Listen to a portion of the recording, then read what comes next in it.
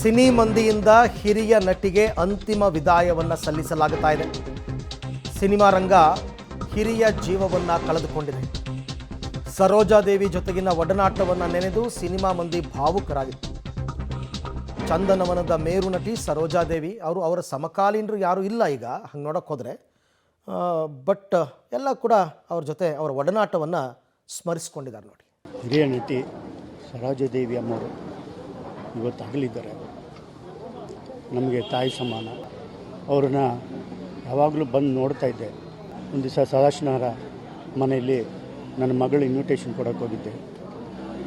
ಅವರು ತುಂಬ ಚೆನ್ನಾಗಿ ಮಾತಾಡಿ ನಾವು ನೋಡಬೇಕು ಅನಿಸ್ದಾಗಲ್ಲ ಈ ಮನೆಗೆ ಬರ್ತಾಯಿದ್ದೆ. ಅವ್ರ ಆತ್ಮಕ್ಕೆ ಶಾಂತಿ ಸಿಗಲಿ, ಅವ್ರ ಕುಟುಂಬಕ್ಕೆ ಈ ದುಃಖನ ತಡ್ಕೊಳ್ಳೋ ಶಕ್ತಿ ಕೊಡಲಿ ಅಂತ ದೇವ್ರನ್ನ ಕೇಳ್ಕೊತಾ ಇದ್ದೆ.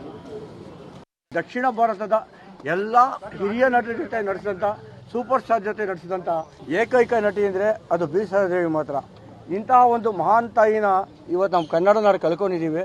ನಿಜಕ್ಕೂ ನಮ್ಮ ತಾಯಿನೇ ಕಳ್ಕೊಂಡಾಗ ಎಷ್ಟು ದುಃಖ ಆಯಿತು ಅದಕ್ಕಿಂತ ಹೆಚ್ಚು ದುಃಖ ಆಗ್ತಿದೆ. ಯಾಕೆಂದರೆ ನಮ್ಮ ಕಲಾವಿದರಿಗೆ ನಾವು ರಾಜ್ಕುಮಾರ್ ಹೇಳೋರು, ಕಲಾವಿದರಿಗೆಲ್ಲ ಒಂದೇ ಜಾತಿ ಒಂದೇ ತಾಯಿ ಮಕ್ಕಳು ಅಂತ.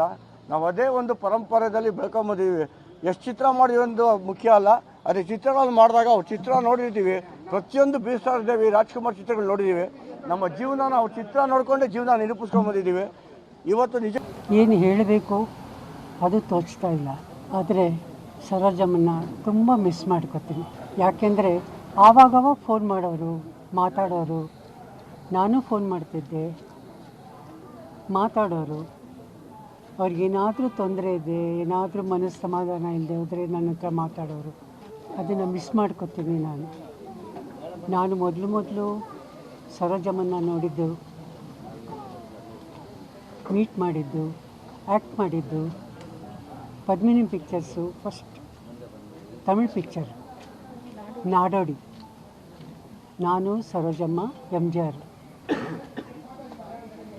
ನಾನು ಅವರಿಗೆ ಅಕ್ಕನ ಪಾರ್ಟ್ ಮಾಡಿದ್ದೆ ಅವಾಗ. ಹಾಗೆ ಇನ್ನೊಂದು ಪಿಕ್ಚರ್ ಮಾಡಿದ್ದೆ ಸ್ನೇಹಿತಿ ಅಂತ.